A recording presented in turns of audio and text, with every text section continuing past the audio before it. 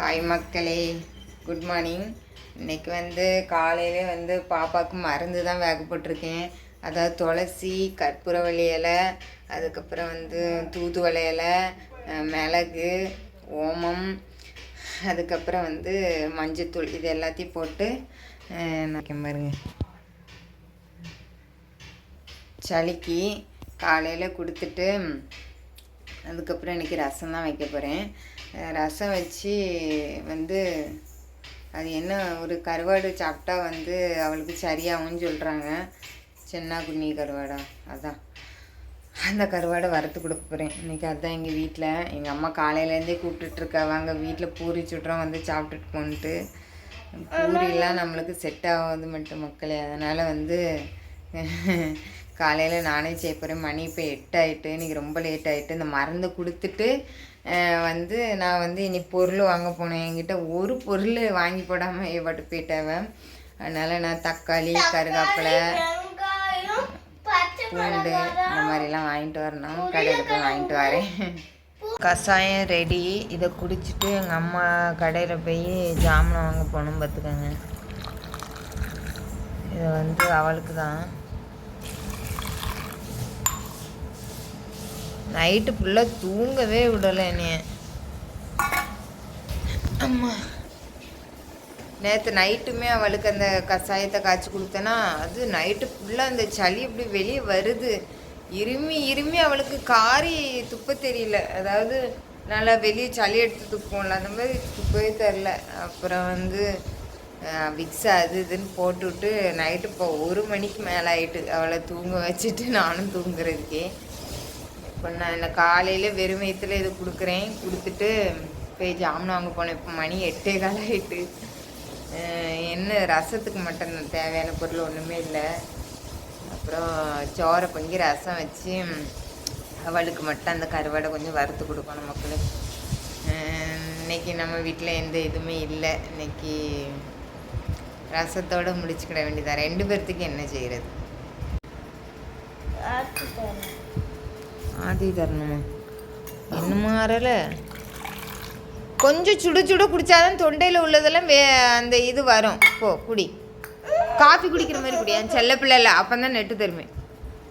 10, 9 குடிச்சிருமா?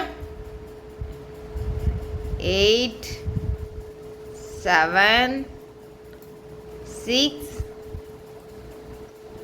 5, 4, 3, 10, 9, 8, 7 எல்லாம் குடிச்சிட்டியா? Good job. என்ன கொஞ்சோண்டு இருக்குது குடிச்சிரு. கீழே தான் கொட்டிட்டா.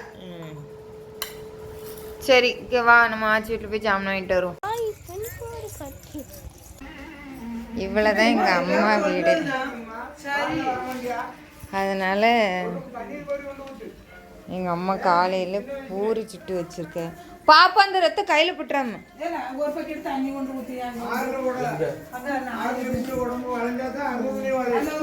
மடி மடி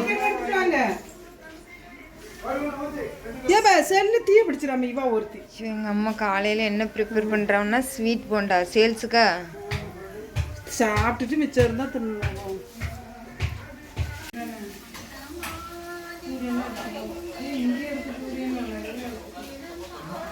சுட்டு சாப்பிடும்.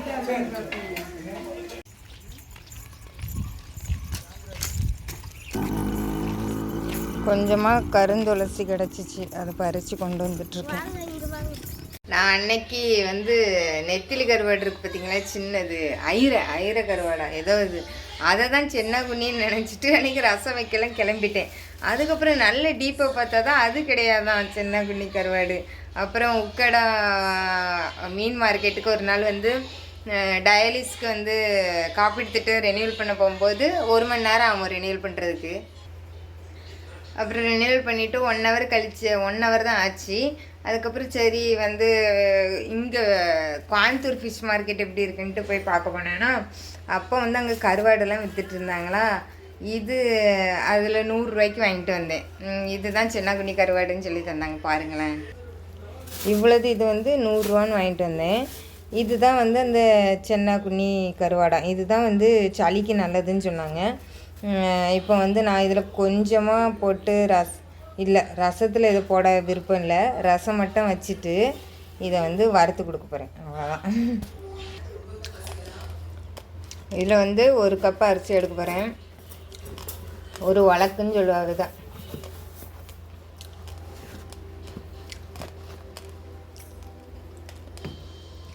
இது நாளைக்கும் சேர்த்து நான் பொங்க போகிறேன் கஞ்சிக்கும். ஏன்னா காலையில் என் ஹஸ்பண்டு வந்துடுவாங்கன்னு நினைக்கிறேன். அதனால் தேவை 1 கப்பும் இந்த கொஞ்சோண்டு அரிசி போட்டிருக்கேன். கஞ்சிக்கும் சேர்த்து தான் பொங்குறேன். அடுப்பில் சோறை வச்சுட்டு வந்துட்டேன். எங்கள் அம்மா வீட்டில் இருந்து ஒரு 3 பூரி தான் சாப்பிட்டு வந்தேன். அதனால் மாத்திரையை போட போகிறேன். அந்த ரத்த மாத்திரைலாம் இல்லை பார்த்துக்கோங்க, அதை வாங்கணும். அது வாங்கியே மனசு வர மாட்டேங்குது, ஏன்னா ரேட் எச்சா இருக்கா. அதனால் இவ்வளோ ரேட்டில் நம்ம வாங்கி சாப்பிடணுமா, ரத்தத்தை வேறு வழியில் ஏற்றலாமா. இனி டாக்டர்கிட்ட போய் கேட்க போகிறேன். டாக்டர், என்னால் அந்த மாத்திரையை வாங்க முடியல, நீங்கள் ரேட்டு கம்மியில் மாத்திரையை தாங்க, அதுதான் என்னால் போட முடியும்னு எழுதி வாங்க போகிறேன். ஒவ்வொரு டைமும் டாக்டர் பார்க்கும்போது கேட்டுடலாம் அப்படின்னு நினைப்பேன் பார்த்துக்கோங்க. ஆனால் அவரை பார்த்ததுக்கப்புறம் அப்படியே ஒரு பயம், ஏதாவது சொல்லிடுவாருன்ட்டு, அதனால் போய் கேட்க மாட்டேன். ஆனால் இந்த வாட்டி டாக்டரை பார்த்தா பிடிச்சி வச்சு, டாக்டர் எனக்கு மாத்திரை மட்டும் இப்போ மாற்றி எழுதி தாங்க, ரேட்டு கம்மியில் டெய்லி ரத்த மாத்திரை போடுற மாதிரி எழுதி தாங்க அப்படின்ட்டு கேட்க போகிறேன். அவர் நல்லா ஏசுவார். எம்மா, நீ முதல்ல 5 வாங்கிட்டு விட்டு தாண்டுறியா, நீ அந்த மாத்திரை போட்டால் தான் ரத்த ஊறன்னு சொல்லிக்கிட்டு இருக்கேன், நீ அதை போட மாட்டிக்கா பாரு அப்படின்னு சொல்லி என்னை திட்டுவார் பாருங்க. நான் வந்து ஊசி போட்டு விட்டுட்டு ஊருக்கு போங்கன்னு சொன்னேன், அதையும் போட்டு விடாமல் போயிட்டாவே. இன்னும் பிளட் டெஸ்ட் எடுக்கிற 4 வேறு பக்கத்தில் வரப்போகுது பார்த்துக்குங்க. ரத்த ஊசி அன்றைக்கே தான் யூடியூப்பில் மணி வந்துச்சுன்னு 2000 ரூபாய்க்கு வாங்கி வச்சேன். இன்னும் ஒரு ஊசி கூட போடலை. அது நம்ம போட்டுடலாமா, ஆனால் ஒரு பயமாக இருக்குது எனக்கு நானே போடுறதுக்கு. அதனால் என் ஹஸ்பண்ட் நாளைக்கு வந்த பிறகு டயாலிசிஸ் முடிச்சதுக்கப்புறம் தான் போடணும். டயாலிசிஸ் முன்னாடி போயிட்டா ஒரு வேளை அந்த ஊசியோட பவர் எல்லாம் அந்த மிஷினு மறுபடியும் சுத்தம் பண்ணுறேன்னு எல்லாத்தையும் எடுத்து விட்டுருச்சுன்னா என்ன பண்ணுறது. அதனால் டயாலிசிஸ் முடிச்சதுக்கப்புறம் தான் அந்த ரத்த ஊசியை போடணும் பார்த்துக்கோங்க. அது ஃப்ரிட்ஜிலே இருக்குது. நான் இன்றைக்கி எங்கள் அம்மாட்ட போய் கேட்டேன், அம்மா எனக்கு ஊசி போட்டு விட்றீங்களா கொஞ்சம் அப்படின்னு கேட்டேன். எங்கள் அம்மா என்னால் ஒரு சின்ன முள் குத்துனாலே அதை எடுக்க முடியாது, ஊசி போட்டு விடணுமா, ஓடிடுன்னு தேவை. மாத்திரை எடுத்துட்டேன். இதில் ரத்த மாத்திரை மட்டும்தான் இல்லை. ஐஸ் கட்டி தண்ணி ஒரு ஐஸ் இருக்கு, அதை எடுத்துருங்க. வேற வழி இல்லை, தண்ணி தாவும் அப்படி அடிக்குது, வெயில் எவ்வளோ அடிக்குது தெரியுமா. இப்போ இருந்து பாரு தெரியும் வெயில் அடிக்கலைன்னா. இந்த மேடம் சோபாவில் ஒரு தலைவணி போட்டு ஜாலியாக டிவி பார்த்துட்டு இருக்காவ. வேலை செய்கிறவங்களுக்கு தான் வெயிலை பற்றியும் தெரியும், எல்லாம் பற்றியும் தெரியும், அப்படி குத்திடுவேன். அப்புறம் ஒரு சிஸ்டர் சொன்னாங்க கமெண்டில், நீங்கள் தண்ணி வேஸ்ட் பண்ணனால தான் வந்து வீடை காலி பண்ண சொல்லியிருப்பாங்க அப்படின்னு சொன்னாங்க. எனக்கு ஐடியா கொடுத்து ஒரு சிஸ்டர் தான் மாடியில் கொஞ்சம் தண்ணி ஊற்றுனா நல்லா இருக்கும்னு சொன்னாங்க. எங்கள் வீட்டில் வந்து ஒரு நாள் விட்டு ஒரு நாள் வந்து நல்ல தண்ணி இதுவும் இருக்குது. அது என்ன இதோ ஒரு தண்ணி சொல்லுவாங்க பார்த்துக்கோங்க. 2 தண்ணி இருக்குது. ஒன்று மேட்டுப்பாளையம் தண்ணி, அது குடிக்கிற தண்ணி. இன்னொன்று வந்து சப்பை தண்ணி மாதிரி வரும். இந்த 2மே ஒரு நாள் விட்டு ஒரு நாள் மாறி மாறி வந்துகிட்டே இருக்கும். தண்ணி விடிய காலம் அப்படி இப்படின்னு வரும், வேஸ்ட்டாக தான் போகும் பார்த்துக்கோங்க. அதனால் நான் வந்து சரி வேஸ்ட்டாக போகிற தண்ணியை வந்து பைப்பை அடைச்சி தான் வச்சுருப்போம். மோஸ்ட்லி வந்து டேங்கெல்லாம் ஃபுல்லாகிட்டுன்னா பைப்பை அடைச்சி வச்சுருவோம், அந்த தண்ணி வேஸ்ட்டாக தான் போகும். அதனால தான் அதை வந்து டேங்கில் ஏற்றி அப்படி திறந்து விட்டேன். வேஸ்ட்டாக போகிற தண்ணியே எதுக்கு, அதுக்கு இந்த மாடியில் இதில் போட்டால் கூட கொஞ்சம் நைட்டு தூங்குற மாதிரி இருக்குமேன்ட்டு. இது அவங்க தப்பாக எடுத்துக்கிட்டாங்கன்னா வந்து ஒன்றுமே இது இல்லை. இப்போ எனக்கு வந்து பிரச்சனையே இல்லை பார்த்துக்கோங்க. என்னால் இப்படி தூக்கிட்டு அலைய முடியலன்னு தான் ஒரு கவலை. ஏன்னா வந்து அலைய சொல்கிறாங்களா, உனக்கே கஷ்டம். அப்படி பொருளை இது பொக்குன்னு எதனால் போச்சுன்னா அவங்க எவ்வளோ நாள்னால இருங்கன்னு சொன்னாங்க பார்த்துக்கோங்க. அவங்களுக்கு வந்து முதல்ல இல்லை நம்ம வெளியே போயிட்டு 8 மாதத்தில் வந்துடுவோன்னா என்கிட்ட வந்து ஒரு நம்பிக்கை தராமல் இருந்திருக்கலாம். அம்மா நீ இவ்வளோ நாளாக இருந்துக்க அப்படின்னு சொல்லி தான் இது பண்ணாங்க. இப்போ நான் வந்து பெயிண்டிங் இதெல்லாம் அடிக்கிறதுக்கு ஒரு அமௌண்ட் ஆகும். அப்புறம் நான் முதல்ல இருந்த வீடு வெறும் 3500 வீட்டிலேயே சந்தோஷமாக தான் இருந்தேன். சரி ஒரு டிரான்ஸ்பிளான்ட்டுக்காண்டி இங்கே வந்தேன். அந்த டிரான்ஸ்பிளான்ட்டும் ஃபெயிலியர் ஆகிட்டு இப்போ இது ஒரு 10 மாதத்துலேயே காலி பண்ணணுங்கிறது வந்து ரொம்ப கஷ்டமாக இருக்குது. அதுக்கு எதுக்கு நான் இங்கே வந்து பெயிண்ட் செலவு இதெல்லாம் பார்க்குறேனே அதுக்கு தான். ஏன்னா இப்போ நம்ம கையில் இல்லாத நேரத்தில் வந்து நம்மளுக்கு இப்படி சோதனைகள் வருதே அப்படின்ட்டு தான். தண்ணி வந்து நான் இப்போ தான் அந்த மாடியில் ஊற்றி ட்ரை பண்ணேன். 2 நாள் தான் ஊற்றிருக்கேன். அதுக்கப்புறம் 2 நாள் மழை வந்துச்சு. அப்புறம் இப்போது ஒரு 2 நாள் ஊற்றுறதுக்கு என் ஹஸ்பண்டும் இல்லை, நானும் நேரத்துலாம் எதுவுமே பண்ணலை. அதனால தான் இப்போ பிரச்சனை இல்லை. நம்ம ஏதோ அடுத்த வீட்லையாவது ஏதாவது நல்ல வீடாக கிடைக்குதான்னு பார்ப்போம், அவ்வளோதான். வேறு என்ன பண்ணுறதுன்ட்டு நானே மனசு தேர்த்திக்கிட்டேன். அதுக்கப்புறம் நான் உங்ககிட்ட ஷேர் பண்ணனால ஒவ்வொருத்தங்க கொடுத்த அட்வைஸ் உங்களுக்கு நல்லா வீடு கிடைக்கும், நான் ப்ரே பண்ணுறேன் அப்படி இப்படின்னு சொன்னனால அதுவே எனக்கு மன ஆறுதலாக இருந்துச்சு. அதனால் வந்து ஒரு சிஸ்டர் தெக்கலூர் பக்கத்தில் நான் உங்களுக்கு வீடு தரேன்னு கூட சொன்னாங்க. இப்போ நான் யோசிக்கிறது என்னையை பற்றி இல்லை, என் பசங்களை பற்றி தான் யோசிக்க வேண்டியதாக இருக்குது. படிப்பு ப்ளஸ் வந்து நான் ஹாஸ்பிட்டல் போனாலும் என் பசங்களை பார்க்குறதுக்கு ஆள் வேணும். அதுக்கு வந்து நம்ம வந்து அம்மா வீட்டுக்கிட்ட கொஞ்சம் இருக்கிறது பெஸ்ட்டுன்னு நான் நினைக்கிறேன். அதனால் மட்டும்தான் இப்போ நான் ஆஸ்பத்திரிக்கு போயிட்டு இப்போ அட்மிட்டு இந்த மாதிரி இருந்தால் கூட எங்கள் வீட்டில் வந்து எங்கள் அம்மா வீட்டு பக்கத்தில் இருந்தேன்னு வச்சுக்கோங்களேன், என் தங்கச்சிலாம் எங்கள் அம்மா வீட்டுக்கு வந்து என் பிள்ளைகளெல்லாம் பார்த்துக்கிடுவா. அப்புறம் எங்கள் அம்மாவும் ஸ்கூலுக்கு இதெல்லாம் அனுப்பிடுவா பற்றியில். அதனால தான் வீடு பக்கத்தில் இருக்குதான்ட்டு நான் பார்த்துட்ருக்கேன் இந்த ஏரியா சைடு. ரொம்ப முடியாத பட்சத்தில் இப்போ கொஞ்சம் ஏதோ ஒரு அளவு தெம்பு இருக்குது, நம்ம ஹாஸ்பிட்டல் போயிட்டு வர்ற மாதிரி. ரொம்ப முடியாத பட்சத்தில் கோயம்புத்தூர் சைடு ஹாஸ்பிட்டல் பக்கம் தான் மூவ் ஆகணும். இப்போதைக்கு இந்த பிள்ளைங்க கொஞ்சம் மெச்சூரிட்டியாக ஆகிற வர வந்து நம்ம ஒரு அம்மா பக்கத்தில் இருக்கிறது பெஸ்ட்டு. ஏன்னா பொம்பளை பிள்ளைங்களெல்லாம் வச்சுட்டு ரொம்ப பயமாக இருக்குது மக்களே. நம்மளாம் ஆஸ்பத்திரியில் போய் இது பண்ணிட்டு வந்துடுறோம். வெளியே இந்த கோயம்புத்தூர் சைடு போனாலும் ஸ்கூலுக்கு போயிட்டு வந்தால் தனியாலாம் இருக்கிற மாதிரி இருக்கும். அப்படிலாம் நான் என்னாலலாம் விட முடியாது.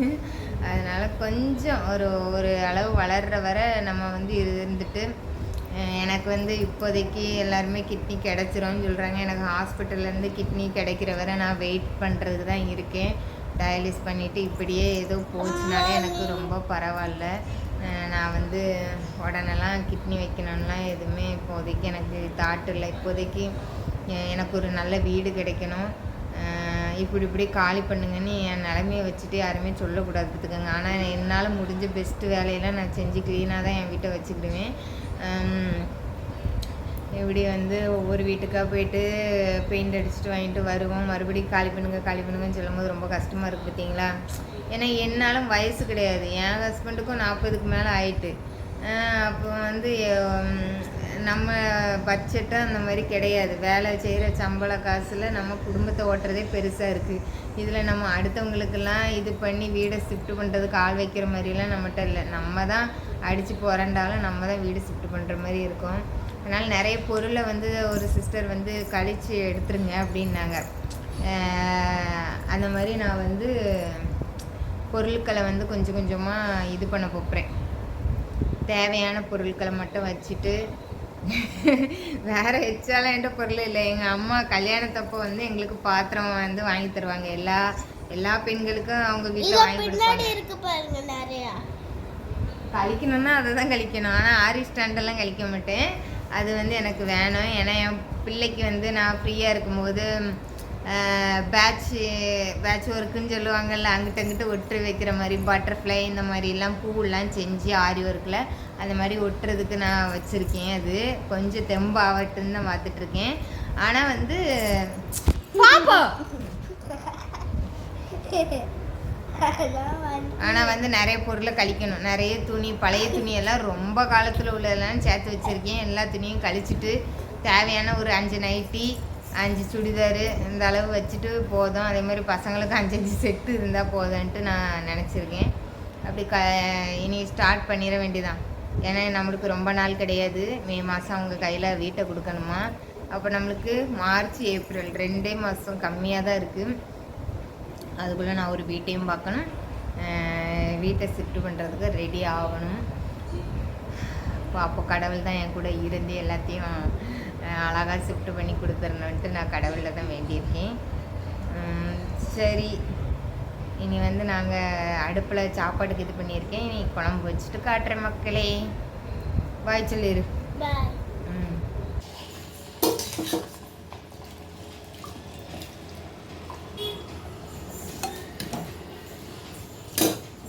இன்றைக்கி நான் வந்து புளி போட்டு ரசம் வைக்க போகிறேன். இது வந்து எங்கள் வீட்டில் நீங்கள் பார்த்துருப்பீங்க, எங்கள் ஊரில் இருக்கிற ஹோம் டூர் போட்டிருப்பேன் பற்றியில, அதில் வந்து எங்கள் வீட்டில் வந்து காய்ச்ச புளி பார்ப்போம். இந்த அளவு புளியை எடுத்திருக்கேன்.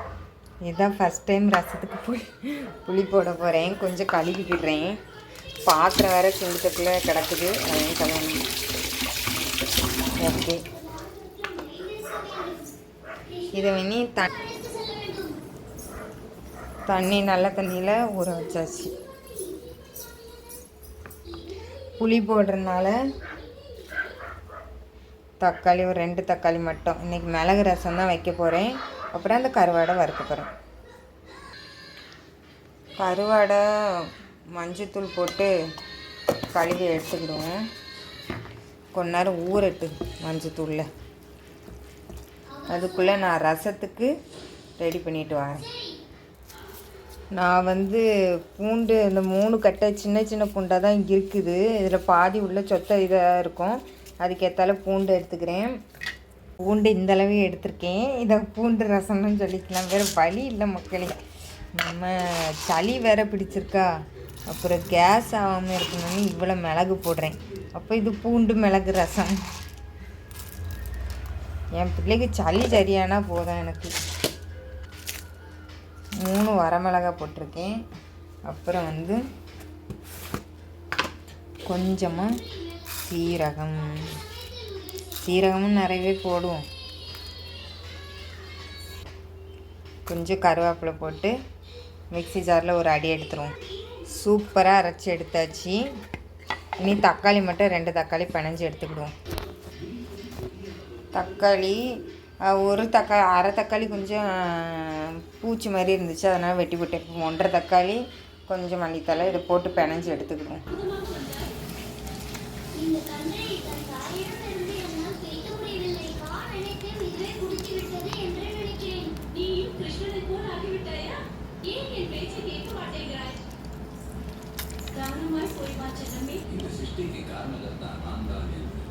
அந்த பரந்தாமன் என்னிலும் மேலானவர்.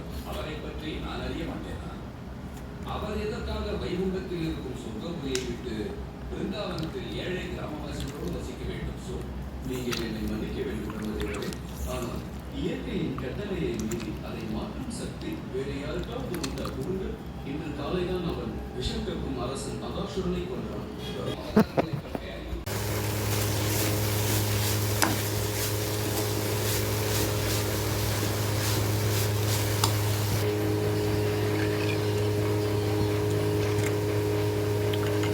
பொண்ணுக்கு தான் கொஞ்சமாக சோறு போட்டு நிறைய ரசம் ஊற்றி கொடுக்க போகிறேன், பிணைஞ்சு கொடுக்க போகிறேன்.